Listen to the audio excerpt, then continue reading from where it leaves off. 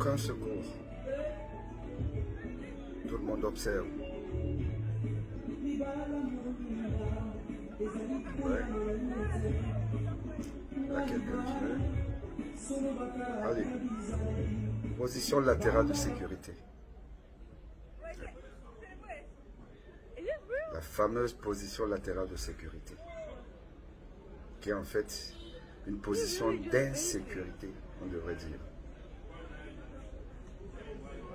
Ouais. On enlève les chaussures. Pourquoi pas? Pourquoi pas?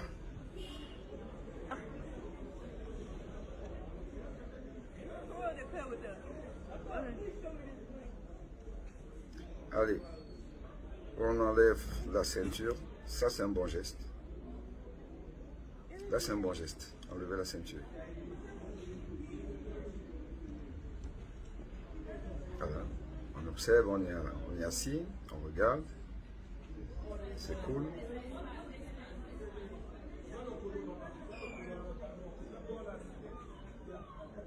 Voilà. Tranquillos. Tout le monde est calme. Position latérale de sécurité. Voilà. Les gens ont souvent pensé, toujours pensé, mais j'ai envie de dire que l'arrêt cardiaque, la mort subite cardiaque est une affaire des autres et pas d'eux. C'est une affaire de vieillards ou de malades. Or, la mort subite cardiaque concerne les bébés, les enfants, les adolescents, les jeunes adultes, les vieux adultes, les seniors, les vieillards, les malades et les gens a priori sains. Parce qu'en réalité, nous sommes tous des malades qui s'ignorent. Nous sommes tous des malades qui s'ignorent. Comme ce monsieur que vous avez vu, marié ou alors témoin du marié, quelqu'un qui était a priori en bonne santé. Il est parti de chez lui, tout en forme, bien habillé, il avait un show à faire, il est venu, il a fait son show parce qu'il était en priori bonne santé. Et vous avez vu ce qui s'est passé. Il a fait un arrêt cardiaque. C'est-à-dire l'emballement du cœur. Le cœur s'emballe parce qu'il fait ce qu'on appelle une fibrillation ventriculaire, tachycardie ventriculaire ou fibrillation ventriculaire, ou alors simplement une asystole, donc une pause. Pourquoi? Parce que ce cœur a priori sain a une maladie sournoise, mais qui va se révéler quand elle veut, cette maladie, sans forcément qu'on ait besoin d'avoir un déclencheur particulier. Le déclencheur peut être un effort chez les sportifs, par exemple. Le déclencheur peut être une maladie intercurrente qui arrive, mais ça peut aussi être que rien du tout, simplement le bonheur. Parce que là, on était dans un contexte de bonheur. Et ce monsieur a donc eu son cœur qui s'est arrêté. Il est tombé à la renverse.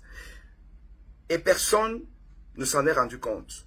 Or, si vous partez dans les réseaux sociaux des médecins, des gens qui prennent leur temps pour s'occuper de vous, de votre santé, de votre cœur, j'en fais partie.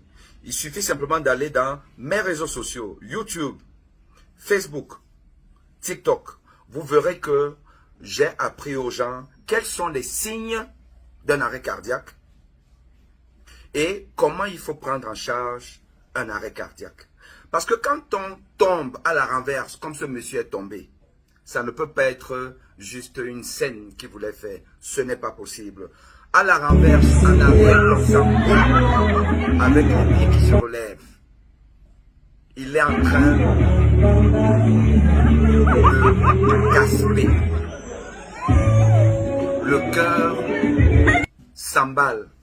Il a une hypoperfusion cérébrale et une hypoperfusion générale. Il est dans un état de collapsus. Le collapsus. Le collapsus veut dire que on n'a plus de tonus vasculaire. On est complètement cadavre. Et après, vous voyez comment, subitement, les pieds qui sont surélevés, le thorax peut-être aussi, paf, tout s'affaisse. Parce qu'il n'y a plus rien.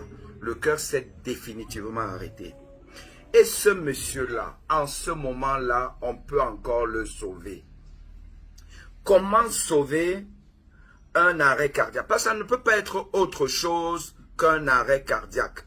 L'arrêt cardiaque, c'est la cessation d'activité électrique du cœur subite. Le primum movens, c'est le cœur qui s'arrête. Et quand le cœur s'arrête, il faut faire ce que je vais vous dire tout à l'heure. Et qu'on vous a souvent dit et que j'ai toujours dit. Mais il faut savoir une chose. C'est que la définition de la mort subite cardiaque, c'est un arrêt cardiaque subite. Dans un délai d'1 heure après le début des symptômes. Délai d'1 heure après le début des symptômes. Or, là, nous voyons en direct, un monsieur n'a aucun symptôme.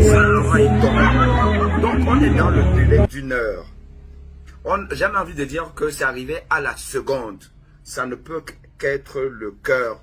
Il n'y a rien d'autre, aucun autre organe des systèmes de notre organisme. Aucun organe ne peut entraîner un décès en quelques secondes. Rien. Il n'y a que le cœur. C'est le cœur qui s'arrête en ce moment. Là devant moi. Donc, arrêt cardiaque, décès survenu dans un délai d'1 heure après le début des symptômes, c'est certainement une mort subite cardiaque. Donc c'est un arrêt cardiaque. Dans un délai de 24 heures, en absence de témoins, c'est probablement un arrêt cardiaque, mais ça peut être autre chose. Mais si là, non seulement il y a des témoins, et en plus c'est survenu en quelques secondes, parce qu'avant il était appuyé en bonne santé, donc c'est un arrêt cardiaque. On n'a même pas besoin de vérifier ce qu'on doit souvent vérifier quand on trouve quelqu'un inanimé, donc inconscient, sans qu'on ne sache ce qui s'est passé. Ce qu'on fait souvent, on essaie de savoir si la personne est consciente ou inconsciente. Vous allez l'appeler, elle ne répond pas. Vous allez pincer la personne, pincer le nez, pincer peut-être le pavillon de l'oreille. Vous pincez. Si la personne ne fait aucune grimace, ça veut dire qu'elle est inconsciente. Quand la personne est donc inconsciente, là je suis dans un autre cas, hein, on va revenir sur ce cas-ci. Dans le cas où vous avez trouvé quelqu'un, vous ne savez pas exactement ce qui se passe. Donc, vous allez donc pincer. Si la personne ne réagit pas, vous allez essayer de vérifier si la personne respire.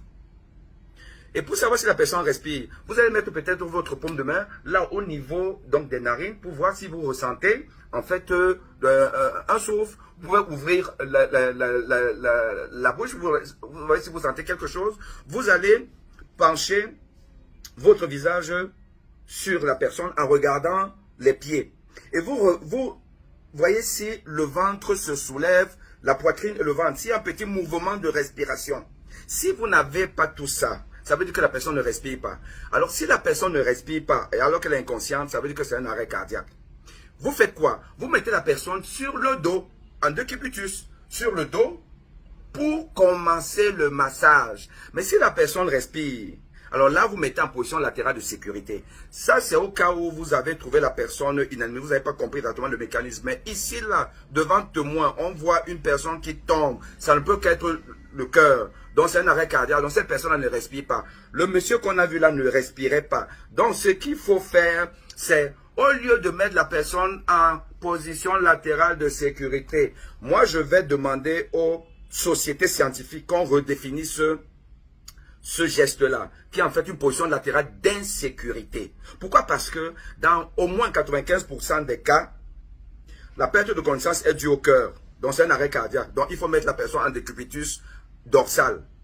Or, dans peut-être 99% des cas, les gens mettent plutôt en position latérale de sécurité. Donc, on est vraiment dans le contraire. Donc, c'est un geste qui tue, qui ne sauve pas. Ce monsieur-là, donc, devait être mis en position décubitus.